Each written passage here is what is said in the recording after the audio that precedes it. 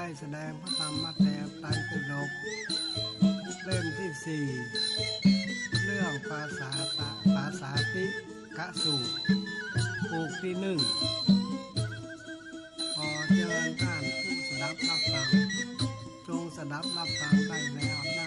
บัดนี้นะโมตัสสะภะคะวะโตอะระหะโตสัมมาสัมพุทธัสสะเอวัมเมสุตังเอกังสัมมัญญังภะคะวะสะเกนะสุวิหารเวดัญญาณามะครากัญญาเตสังเออาปาวะโปสัตเตติสาดาโวฟังลาสะโพลิสัตทั้งหลายคำมีตนว่าเอวัมเมสุตังนี้เป็นตนเป็นเก้าแห่งพระธรรมเทศนาในปัสสันติกาสูตรนั้นมีมาในคัมภีร์ทิกานิกายว่าปปาทิบากบากะวากอันมหานันทเถรเจ้าหากได้แสดงวิเศษญาณในที่ทำกลางแห่งป่าอาลิญญาเจ้าอันมีพระมารวัดได้500 พระองค์อันมีมหาคัญชาปะเถรเจ้าเป็นประธานในเมื่อการทำปัญธรรมาสังขายนาธรรมวันนั้นตามดังบาลีว่าเอวะเมสุตังอันว่าเรียนนี้ข้าตนชื่ออนันทะหากได้สดับรับฟังมาโมกาวาลังแต่โมกาทวันคือปากแห่งพระโพธัญเจ้าวันนั้นว่ากาละสามัญญิยังมีในกาสมัยนะข้ากาลาคาหนึ่งสัทธาอันว่าพระพุทธเจ้าในสาธิสำนันอยู่ในปราสาทในสวนอัมพวันของหมู่เจ้าสากัญญาผู้มีชื่อว่ากาวัญญาในวันในสากัญญาจนนาบุตรก็มีแลในกาลนั้นส่วนนั้นวานิกันดานา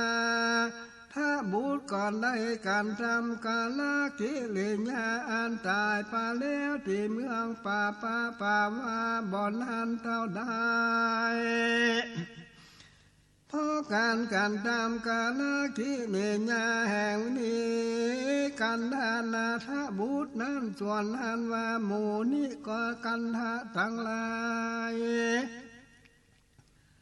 อันเป็นลูกจริงก็แต่การบังเกิดเป็นสองหมู่ก็เกิดการวิวาทผิดเพียงการต่างหมู่ต่างก็ว่าเสียดสีกันแท่งกันโดยหอกคือว่าปากด้านบ่รู้ถึงธรรมวินัยนี้และหมู่เราผู้ถึงธรรมวินัยนี้ดันก่อนยังรู้อย่างท่านทั้งหลายพวกนี้ได้สันได้หมู่แห่งเราท่านผู้เป็นปฏิบัติผิดและหมู่เราเป็นผู้ปฏิบัติถูกชอบกรรมของเรามีประโยชน์จากแนกรรมของท่านหาประโยชน์จากนะบ่ได้กรรมมันได้ปีคนกล่าวก่อนก็ปล่อยว่าบ่เอามากะปล่อยเอามากล่าวไปล้วนกรรมที่ควรกล่าวปาลุนปล่อยเอามากล่าวก่อนสิ่งที่ปฏิบัติมาเป็นการผิดมากนักวาทะอันลาวได้โยกขึ้นมาแล้วกันทานนั้นทานหากเป็นผู้ที่ถูกเล่าข่มและต้านจุงพงป่วยตนเพื่อหือปน อย่างวันเจอของผู้อื่นแต่เจอกันว่าหากว่าท่านมีความประสมาทาก็มีแต่ความมีแก่ความตายเท่านั้นจากไปเป็นในหมู่นิกันธาหมู่ของสาวกของนาถบุตรและหมู่สาวกแห่งกัลยาณิกันธานนาบุตรและฝูงใดที่เป็นคนข้าเป็นผู้นุ่งขาวแลหมู่สาวกดังลายผู้นั้นมีอาการเดินเมื่อปันเมื่อนายความรักลูกเสือถอดทอนยังมีกันดามากนักหมู่สาวกของนาถบุตรก่อนโดยเหตุที่ทำและมีในอันเป็นนิกันธานาถบุตรแห่งหากเทศนาสั่งสอนไว้บ่ดีแล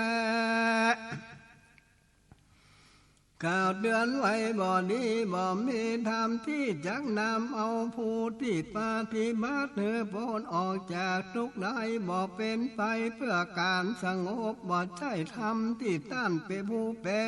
นสัมมาสัมพุทธเจ้าเทศนากล่าวไว้เป็นธรรมที่อาศัยการทำอุนทลาจะแล้วเป็นธรรมที่เปิงปะอาศัยบ่มีแลไม่กาลนั้นจุนตาสามเณรจำวันสาอยู่ในเมืองป่าวาก่อนให้เข้าไปหาอนันทเถรเจ้าอันอยู่ในสัมมากามขันว่าเจ้าสามเณรกราบไหว้พระอนันทแล้วก่อนจริงนั่งในที่ควรแห่งตนกันว่านั่งลงดีแล้วก็จริงกล่าวแก่อนันทว่าข้าแก่เจ้ากูนี่กันนาถาบัวก่อนได้การทำกาลกิเลสตายไปแล้วที่เมืองป่าวาบ่อนานเท่าใดเพราะกวานกาลิญาของนิกันธานาถาบุตรนั้นหมู่นิกันธาทั้งหลายก็แตกแยกจากกันเป็นสองหมู่โดยมีธรรมและวินัยอานิกันธานาถาบุตรหากกล่าวไว้บัญญัติไว้บ่ดีหากประกาศไว้บ่ดีเป็นธรรมบ่เป็นวินัยพี่จังการทำปฏิมาดื้อล่วงพ้นจากตัวไปได้บ่เป็นไปเพื่อการสงบหลังอาบได้บ่ใจทำวินัยที่ต้านผู้เป็นสัมมาธรรมมีวินัยที่เพิ่งพระอาสาไลบ่ได้ในเมื่ออานันทเถรสามเณรกล่าวดังนี้แล้วพระอานันทเถรเจ้าก็จริงกล่าวคำสามเณรว่าอาวุโสจุนตะมีเก้ามูลเหตุแห่งถ้อยคำอันนี้เพื่อเขาถ้าว่าเพื่อเขาถวายพระพุทธเจ้าอาวุโสจุนทาเราจะพาเอาการเข้าไปสู่สำนักแห่งสัพพัญโยพระพุทธเจ้าในตีนตาหาสัมชาติโยนั้นแด่เตอกันว่าแล้วก็จงขาดทุนสาเรื่องนี้แด่สัมพัสสัพพัญโยพระพุทธเจ้าด้วยกันแด่เตอสามเณรจุนทะก่อนรับเอากรรมแห่งมหานันตาแล้วก่อนจริงเอากันเข้าไปสู่สำนักแห่งพระพุทธเจ้ากันว่าถอยกรรมมาพิวาทวันตาพระพุทธเจ้าแล้วก็จริงหลงอันเป็นที่ควรแก่นตนที่เนื่องและส่วนอันว่าอานันตามหาเถรเจ้ากันว่านั่งลงแล้วก็ขาดทุนสาสัพพัญโยพระพุทธเจ้าว่าพันเตปะกวาคาแด่พระพุทธเจ้าสามเณรจุนตาโตนี้ก็ได้มาบอกแก่ผู้ข้าว่านิกันธานาถาบุตรได้การทำการกิริยาตายไปแล้วในเมืองป่าวาบ่อนานเท่าใด พอการกะพอการกาละกิริยาตายไปของนิกันทบุตรนั้นอันว่าหมู่นิกันทบุตรกลางลายอันเป็นบาลีซาก็เกิดการแตกแยกออกจากกันเป็นสองหมู่โดยไถ่ธรรมและวินัยอันนี้กันแลผู้ก็กาไว้บ่ดีบัญญัติไม่บ่ดีบ่เป็นธรรมบ่เป็นวินัยที่จักนำเอาผู้ปฏิบัติถือพ้นจากทุกข์ได้บ่เป็นที่ไปเพื่อความสงบทั้งมาบ่ใจดำบ่ใจวินัยที่ต้านเพื่อนผู้สัมมาสัมพุทธะหากเทศนาบัญญัติไว้เป็นธรรมวินัยที่กันตามอนทลาเสียแล้วเป็นธรรมวินัยที่จะอาศัยป้องพิงบ่ได้ท่าในกาลนั้นพระพุทธเจ้าจักสันตลาดูดูอากาศกาลจนทาการอันนี้เตียนยอมมีอย่างนั้นในธรรมและวินัยที่ท่านเป็นโพสันสดาหากเทศนาไว้บ่ดีบ่เป็นธรรมบ่เป็นวินัยที่จักการทำเมื่อผู้ปฏิบัติได้ผลองจะถูกและเป็นไปเพื่อสงบระงับบ่ใจดำบ่ใจวินัยที่ท่านสัมมาสัมพุทธะอาเทศนาพกเป่าเก่าเตือนไว้อย่างนี้ดูกาลจุนตาศาสนาในโลกนี้บ่เป็นสัมมาสัมพุทธเจ้าพระบ่ก็บ่เป็นธรรมและเป็นอาสาสดาเทศนาไว้บ่ดีบัญญัติไว้บ่ดีบ่เป็นธรรมที่จักนำภูมิปฏิบัติเนื้อออกพ้นจากทุกข์ได้บ่เป็นไปเพื่อการสงบระงับบ่ใจดำที่ผู้เป็นสัมมาสัมพุทธะหากปลุกเป่าเก่าเตือนแต่สาวกบ่เป็นผู้ปฏิบัติสมควรแก่ธรรมไปบ่เป็นผู้ปฏิบัติจอบบ่เป็นผู้ปฏิบัติธรรมตามสมควรแห่งธรรมเตรียมย่อมปฏิบัติหลีกมีจากธรรมนั้นสาวกอันเป็นผู้ใดบอกควรกล่าวดังนี้ว่าอาวุโสหาเป็นลาภของพระของท่านและท่านใดดีแล้วศาสดาแห่งท่านบ่เป็นสัมมาสัมพุทธะธรรมผู้นั้นเล่าก็เป็นธรรมที่ศาสดาหากเทศนาไว้บ่ดีบัญญัติไว้บ่ดีบ่เป็นธรรมที่จักนำผู้ปฏิบัติหรือพ้นจากทุกข์ได้บ่เป็นไปเพื่อการสังคมละงานเป็นต้านผู้เป็นสัมมาสัมพุทธะหากเทศนาบัญญัติไว้แต่ต้านก็บ่เป็นผู้ปฏิบัติธรรมสมควรแก่ธรรมแม้ว่าศาสดาก็เป็นผู้ควรที่เปลี่ยนอย่างธรรมแม้นบาธรรมบอกควรที่เปลี่ยนอย่างธรรมนั้นจวนภาษาวากาควรสั่งเสริญอย่างธรรมดังนี้ดูลาจุนตาผู้ใดเพิ่งกล่าวกับตาสาวกอ่านปามาปานสันนี้และท่านจงปฏิบัติตามธรรมและศาสดาของท่านหากสำแดงแล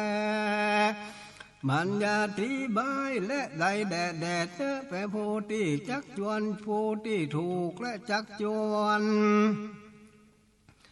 ผู้ที่ถูกจักจวนและเตรียมย่อมปฏิบัติโดยภาการทั้งนั้นทั้งมวลก่อนจักผ่าโซแต่สิ่งที่เป็นบุญล้ำเป็นอันมากนักเขานั้นเป็นเหตุเพราะเหตุแห่งอันได้รู้ดะดูกาลจุนตาก็เพราะว่าธรรมและวินัยที่ศาสดาหาเทศนากล่าวไว้บ่ดีบัญญัติไว้บ่ดีบ่เป็นธรรมวินัยที่จักนำเอาผู้ปฏิบัติหรือพ้นจากทุกข์ใดบ่เป็นไปเพื่อความสงบระงับบ่ใจธรรมบ่ใจวินัย ที่ท่านผู้เป็นสัมมาสัมพุทธะเทศนาไว้ดังนี้และดูกาลจุนทะอันว่าศาสดาในโลกนี้บ่เป็นสัมมาสัมพุทธะธรรมเหล่านี้ก็เป็นธรรมอันศาสดาหากล่าวไว้บ่ดีบัญญัติไว้บ่ดีบ่เป็นธรรมวินัยที่จักนำเอาผู้ปฏิบัติหรือพ้นจากทุกข์ใดบ่เป็นไปเพื่อความสงบระงับบ่ใจธรรมติดท่านผู้เป็นสัมมาสัมพุทธะบัญญัติตั้งไว้ตัวท่านก็เป็นผู้ปฏิบัติและทา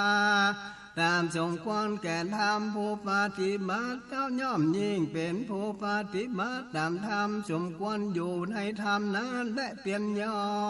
มสมาทานธรรมและปฏิบัติโดยเหตุดังนี้จนตะแม่นว่าศาสดา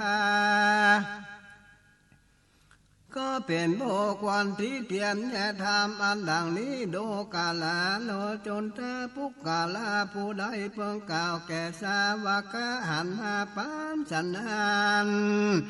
ดังนี้ว่าท่านเป็นผู้ปฏิบัติเพื่อทำอันควรรู้หรือก็คือว่าเหตุและการทำยังทำอันควรรู้คือว่าเหตุสำเร็จได้โดยแต่ผู้ที่สักเสริญก็ดีผู้ที่ถูกท่านสักเสริญก็ดีผู้ที่ถูกสักเสริญแล้วก็ดีพาลบความเปลี่ยนโดยพระมานันยิงก็ดีดังนี้เป็นพระโสสิ่งเป็นบุญและเป็นมาเป็นอันมานักนานพระพอเหตุแห่งอันใดดูกาลาจนเธอก็เพราะเหตุว่าธรรมและดีในที่พาศาสนาแต่ศาสนาไว้บัญญัติไว้บ่ดีบ่เป็นธรรมบ่เป็นวินัยที่จักนำผู้ปฏิบัติหรือพ้นจากทุกข์ได้บ่เป็นไปเพื่อการสร้างและลำดับบ่อนใจนำในที่ท่านผู้เป็นสัมมาสัมพุทธะหากบัญญัติไว้อย่างนี้ดูกาลาจุนทะอันหนึ่งศาสดาในโลกนี้เป็นสัมมาสัมพุทธะและธรรมคำว่าธรรมก็เป็นธรรมเป็นนั้นศาสดาหากเทศนาไว้ดีแล้วบัญญัติไว้ดีแล้วเป็นธรรมที่จักนำผู้ปฏิบัติได้พ้นจากทุกข์ใดเป็นไปเพื่อความสงบระงับเป็นธรรมที่ท่านผู้เป็นสัมมาและสัมพุทธสัมมาสัมพุทธะหากบัญญัติแต่สาวกบ่เป็นผู้ปฏิบัติธรรมสมควรแก่ธรรมบ่เป็นผู้ปฏิบัติโดยชอบบ่เป็นผู้ปฏิบัติธรรมสมควรตามธรรมเตียนย่อมปฏิบัติผิดแผกหลีกนี้ไปจากธรรมนั้นสาวกนั้นควรเป็นผู้ได้ผู้หนึ่งและกล่าวดังนี้ว่าอาบุญโสอันนี้บ่เป็นพระลาภะของท่านเสียแล้วและท่านบ่ท่านใดบ่ดีแลโดยว่าศาสดาของท่านเป็นสัมมาสัมพุทธเจ้าอันมาทำผู้นั้นก็เป็นธรรมอันพระศาสดาหากเทศนาไว้บ่ดีแล้วบัญญัติไว้ดีแล้วเป็นธรรมที่จักนำเอาผู้ปฏิบัติพ้นจากทุกข์ได้น่าเป็นไปเพื่อความสงบละงาเป็นธรรมที่ท่านผู้เป็นสัมมาสัมพุทธเจ้าหากบัญญัติไว้ดีแล้วแต่ว่าตัวแห่งท่านเป็นผู้ปฏิบัติธรรมสมควรแก่ธรรมบ่เป็นผู้ปฏิบัติบัตรจอบตามธรรมบ่เป็นผู้ปฏิบัติธรรมสมควรแก่ธรรมและเตียนย่อมปฏิบัติเบี่ยงหนีออกจากธรรมนั้นด้วยเหตุดังนี้จนทะแม้นว่าศาสดาก็ควรสักเสริญยังธรรมแม้นว่าธรรมก็ควรสักเสริญยังธรรมนั้นแต่ว่าสาวกา มาที่เทียนยังทำเสียดันนี้โดกาลาจนตะปูกาละผู้ใดแด่กวนกล่าวกับสาวกะอันหันหาปานสันและดังนี้ว่าท่านจงปฏิบัติตามธรรมที่ภาษาศาสนาของท่านสำแดงไว้และบัญญัติไว้ดีเจ้าเต้อท่านผู้เป็นจักรวาลผู้ที่ถูกเขาจังชวนก็ดีผู้ที่ถูกจักชวนแล้วเตียนย่อมปฏิบัติโดยภาการทั้งมวลดังนั้นก็ดีก่อนจังพาลบซึ่งบุญนั้นมาข้อนั้นเป็นเพราะโดยเหตุการณ์อย่างไรจะดูกาลาจุนเตก็เพราะเหตุว่าทำวินัยติพระศาสดาเทศนาไว้ดีแล้วบัญญัติไว้ดีแล้วเป็นธรรมที่นำผู้ปฏิบัติให้ออกจากทุกข์ได้เป็นไปเพื่อการสงบเรียบร้อยดำงาเป็นธรรมที่ต้านผู้เป็นสัมมาสัมพุทธะหากบัญญัติไว้ดังนี้และดูกาลาจุนตะอันหนึ่งศาสดาของศาสดาในโลกนี้เป็นสัมมาสัมพุทธเจ้าเป็นธรรมผู้นั้นก็เป็นธรรมานปัสสาสดาหากเทศนาไว้ดีแล้วบัญญัติไว้ดีแล้วเป็นธรรมที่นำเอาผู้ปฏิบัติพ้นจากทุกข์เป็นไปเพื่อความสงบระงับเป็นธรรมที่ต้านผู้เป็นสัมมาสัมพุทธเจ้าหากบัญญัติไว้และสาวกะก็เป็นผู้ปฏิบัติธรรมสมควรแก่ธรรมเป็นผู้ปฏิบัติชอบแท้เป็นผู้ปฏิบัติธรรมสมควรในธรรมนั้นเทียนยอมสัมมาตาเราธรรมเมื่อปฏิบัติสาวกะนั้นควรเป็นผู้อันคนใดได้กล่าวว่าดานี้โดกาลาอาวุโสเป็นลาภะอันพาเสริญแล้วของท่านท่านได้ยินแล้วอันว่าภาษาสดาของท่านเป็นพระอรหันตสัมมาสัมพุทธเจ้าเป็นธรรมเราเป็นธรรมอันภาษาสดาตามหัตถเทศนาไว้ดีแล้วบัญญัติไว้ดีแล้วเป็นธรรมที่นำเอาผู้ปฏิบัติพ้นจากทุกข์ใดเป็นธรรมเพื่อสลงสะทรงสงบระงับเป็นธรรมที่ต้านผู้เป็นสัมมาสัมพุทธเจ้าหากบัญญัติไว้ดีแล้วและตัวท่านก็เป็นโพธิบัติธรรมสมควรแก่ธรรมเป็นผู้ปฏิบัติชอบเป็นผู้ปฏิบัติธรรมสมควรในธรรมนั้นเตียนยอมสมาทานธรรมและปฏิบัติด้วยเหตุดังนี้แดงจนแท้แม่นว่าธรรมก็ควรเป็นโอสะเสริญยังทานนั้นแม่นว่าสาวกะเราก็ควรเป็นผู้สักเสริญในธรรมดังนี้โดลาลกาลาจุนตาปุกละผู้ได้และเพิ่งกล่าวคำว่าสาวกะหันมาปานสันดังนี้เป็นตามเป็นผู้ปฏิบัติเพื่ออันควรคือแก่เหตุมาจากการตามยังทำอันควรรู้สำเร็จไปโดยแท้ผู้ที่สักเสริญก็ดีผู้ที่ถูกตั้งสังเสริญก็ดีผู้ที่ถูกสักเสริญแล้วผ่านลบแต่ความเปลี่ยนโดยประมาณนี้ทางมวลก่อนจังไรปาส่งเรื่องดังบุญเป็นอันมากเป็นอันพอเหตุอันนั้นได้จุนนาดูแลจุนท่าก็พอเหตุว่าทำก็ดีวินัยนี้ก็ดีที่ศาสดาเทศนาไว้ดีแล้วบัญญัติไว้ดีแล้วเป็นธรรมที่นำผู้ปฏิบัติให้พ้นจากทุกข์ได้เป็นไปเพื่อสงบดำงาเป็นธรรมที่สัมมาสัมพุทธเจ้าบัญญัติไว้ดีแล้วและดังนี้ดูกาลาจุนทศาสดาผู้เป็นอรหันตสัมมาสัมพุทธเจ้าเกิดขึ้นมาในโลกนี้พระธรรมและศาสดาได้กล่าวไว้ดีแล้วบัญญัติไว้ดีแล้วเป็นธรรมที่นำผู้ปฏิบัติให้พ้นจากทุกข์เป็นไปเพื่อค ความสงบดังเป็นธรรมที่สัมมาสัมพุทธเจ้าหากบัญญัติไว้แต่สาวกทั้งหลายของพระศาสดาเป็นผู้บ่รู้แจ้งแห่งอัฏฐะในธรรมพรหมจาริยะอันบริมูลบุญเสียงดีเป็นป่าวาจานะอันสวัสดาของสาวกผู้นั้นการจำแจ้งแล้วการจำตื่นแล้วมีบทบาทรวมไว้พร้อมแล้วการจำปฏิหาริญาปฏิเทวดาและคนทั้งหลายหากพกเปล่าได้โดย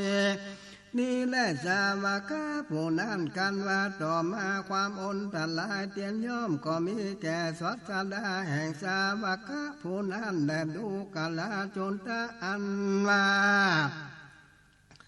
ศาสดามาป่านนี้เป็นผู้การทำกาละแล้วเตียนย่อมเป็นเหตุให้เดือดร้อนเพื่อเมื่อไปโลน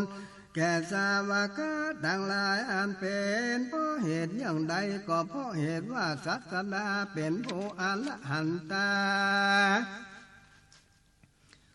สัมมาสัมพุทธเจ้าได้เกิดมาแล้วในโลกในธรรมเราก็เป็นธรรมศาสดานั้นหากเทศนาไว้ดีแล้วบัญญัติไว้ดีแล้วเป็นธรรมที่นำโอปฏิบัติหรือผลจากทุกข์ใดและเป็นไปเพื่อความสงบดังเป็นธรรมที่ต้านผู้เป็นสัมมาสัมพุทธะหากบัญญัติไว้แต่ว่าเราทั้งหลายบ่ได้เป็นผู้รู้แจ้งในอาถรรพ์แห่งภาษาธรรมและพรหมจริยะคือบริบูรณ์บ่ได้เป็นป่าปาวาจักนาอันเราทั้งหลายกันทำแจ้งแล้วกันทำเตือนแล้วกันทำบทนั้นรวมกันไว้กันทำไปปฏิหาริญาปฏิเทวดาและมนุษย์โลกทั้งหลายเป่าเตือนการเป็นธรรมันภาษาสดา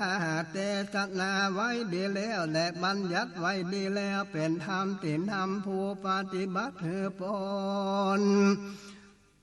ออกไปจากทุกข์ใดเป็นไปเพื่อความสงบลำงาเป็นธรรมที่ต้านผู้เป็นสัมมาสัมพุทธะหากเป่าเตือนบัญญัติไว้และเราทั้งหลายก็ได้เป็นผู้รู้แจ้งยังอัตถะต่างหลายแห่งภาษาธรรมตั้งพรหมจาริยะหือสมบูรณ์โดยเสียงสูดเป็นป่าวตัญจนาอันเราทั้งหลายกันตามแจ้งแล้วกันตามตื่นแล้วกันตามมีบทอันรวมกันไว้พร้อมแล้วกันตามเมปฏิหาริญาโพธิเทวดาและมนุษย์คนทั้งหลายหากผู้เป่าเก่าเตือนด้วยดีการว่ากาละต่อมาความอนทลายหายไปเปลี่ยนย่อมมีแก่ศาสดาดูกาลจนตาสัจดานมาปันสันนี้กันจำกาละกิริยาไปแล้วเตียนย่อมเป็นเหตุมอมเป็นเหตุใดเดือดร้อนแก่สาวกดังลาดูกาลจุนตาแม่นว่าพรหมจาริยะอันเป็นป่าปัจจนาประกอบโดยองค์กาภูนี้คือว่าศาสดาบ่ได้เป็นเถระบ่ได้เป็นผู้มีลอยทีอันเมื่อนานบ่เป็นผู้บวชเมื่อนานบ่เป็นผู้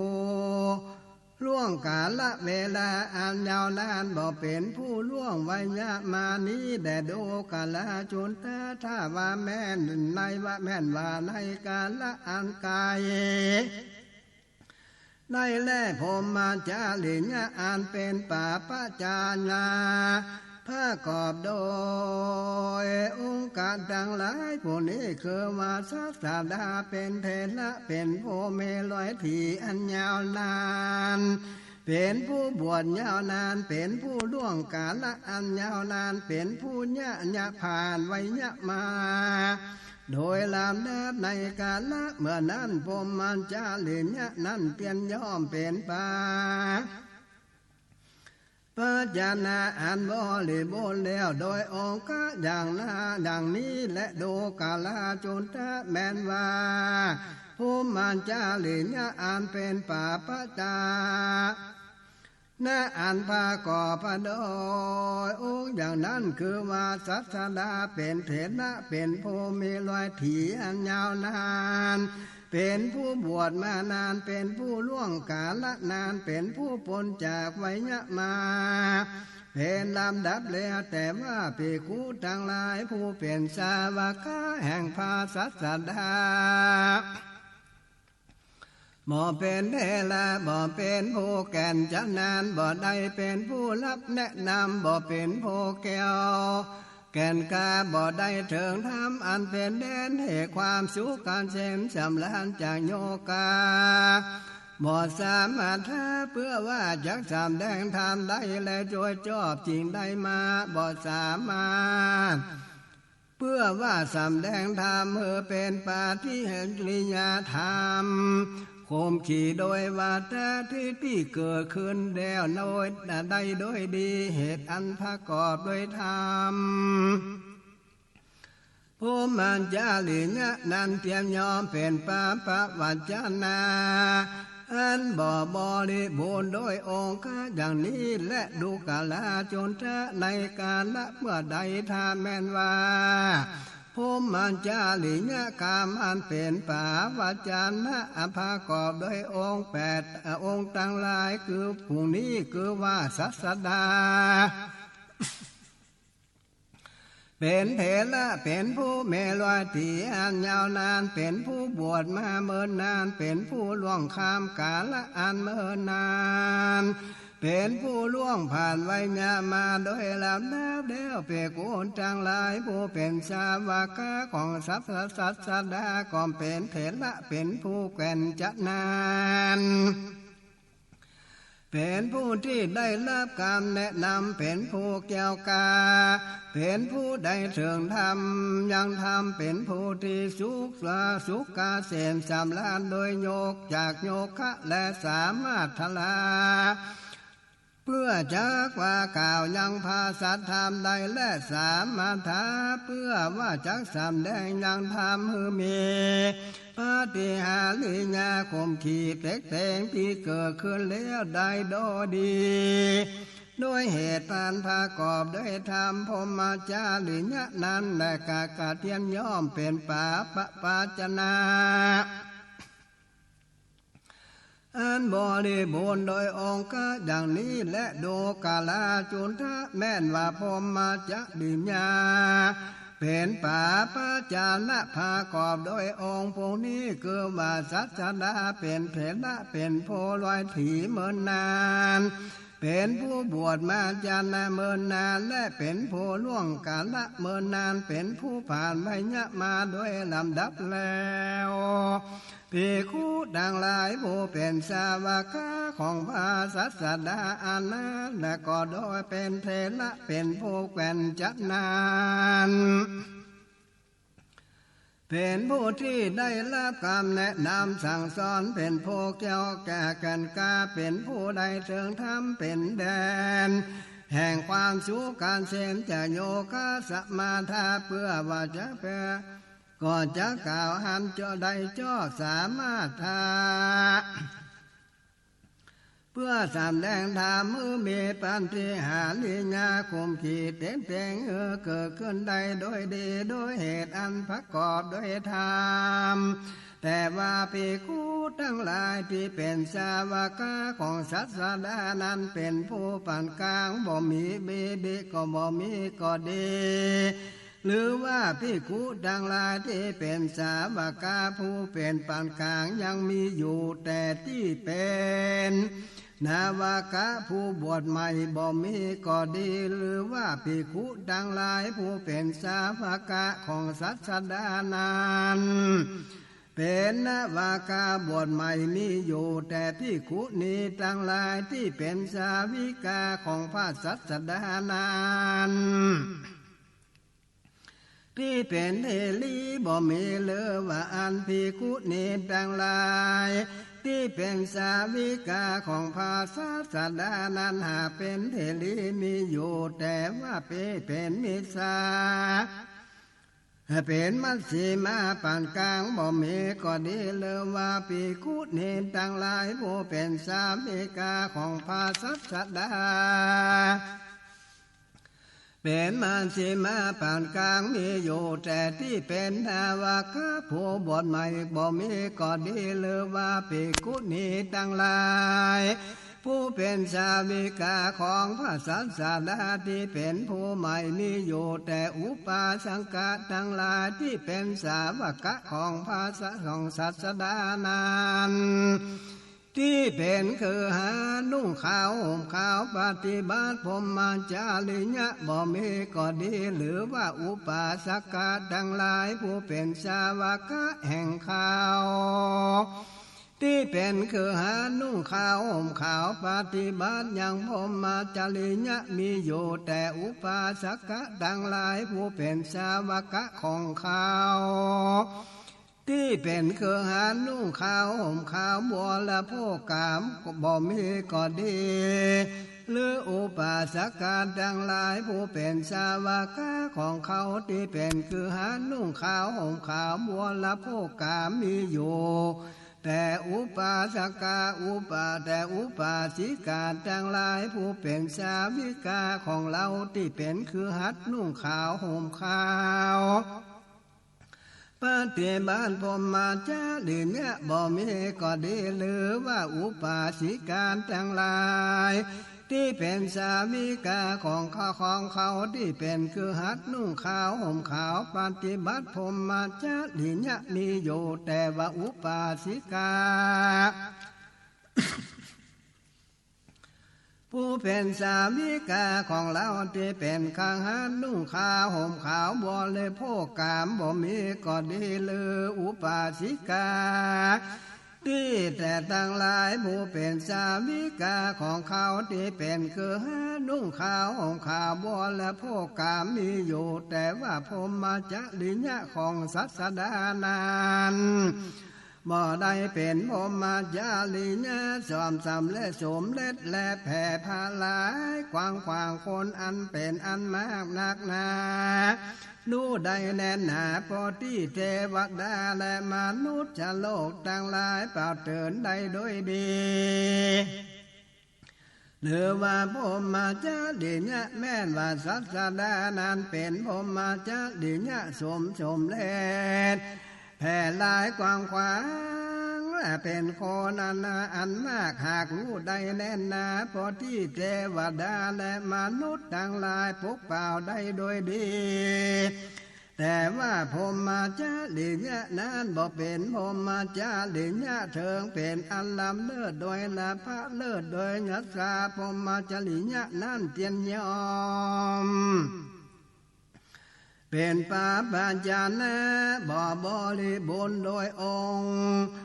นั้นดังอันก็ดีดูกาลาโจนทะในกาละเมื่อใดพรหมจารีนะอันเป็นปาปัญจนะประกอบโดยองค์ผู้นี้เกิดว่าศักดาเป็นเถระเป็นผู้มีร้อยทีเนื้อยานยาวนานเป็นผู้บวชเมื่อนานเป็นผู้ล่วงกาลนานเป็นผู้ล่วงไวยะมาโดยลำทับแล้วภิกขุดังหลายผู้เป็นสาวกของศาสดาก็เป็นเดลาแกวนจะนานได้รับการแนะนำสั่งสอนมาแล้วแกวนกาถึงธรรมเป็นแดนก่อข้าด้วยกาเสมจากโยกะสามาถ้าเพื่อจะกล่าวภาษาธรรมโดยอันจ้อสามถาเพื่อสำแดงธรรมข่มขีเกิดขึ้นโดยดีโดยประกอบโดยธรรมภิกขุดังหลายที่เป็นสาวกของศาสดาผู้เป็นนิสามัชฌิมาปานกลางก็มีอยู่ที่เป็นนวากาผู้ใหม่ก็มีอยู่ภิกขุณีทั้งหลายผู้เป็นสาวิกาของพระศาสดาที่เป็นเทลีก็มีอยู่ที่เป็นมัชฌิมาปานกลางก็มีอยู่ที่เป็นนวากาผ ผู้ใหม่ก็มีอยู่อุปาสกะทั้งหลายผู้เป็นสาวกของศาสดาที่เป็นคือหัดนุ่งขาวห่มขาวปฏิบัติพรหมจาริยะก็มีอยู่ที่เป็นคือหัดอันนุ่งขาวห่มขาวบริโภคกามก็มีอยู่อุปาสิกาทั้งหลายผู้เป็นสาวิกาของพระศาสดาผู้เป็นคือหัดนุ่งขาวห่มขาวปฏิบัติพรหมจาริยะก็มีอยู่ที่เป็นคือหัดนุ่งขาวห่มขาวบริโภคกามก็มีอยู่แล้วพรหมจาริยะของพระศาสดาอันเป็นพระปัจจานาสมเด็จสามเด็จแผ่ลวงลายกว้างขวางอันหมู่มากหากรู้ได้แน่นแน่พอที่เทวดาและมนุษย์ทั้งหลายพวกเป่าเก่าเตือนโดยการอันนามเลิศโดยลาพระอัญโยโดยโยศในกาลนั้นพรหมจาริยะนั้นเตียนยอมเป็นป่าปัจจญะอันบริบูรณ์โดยองค์นั้นและสาวสัมปัญโยพระพุทธเจ้าได้สำแดงพรหมจาริยะอันประกอบโดยองค์อันเป็นลำดับมาเป็นพรหมจาริยะอันบริบูรณ์โดยภาการดังกล่าวมานี้แลวิสัชนาธรรมเทศนายังภาษาที่กาโสดผูกโดนก็บังกมสม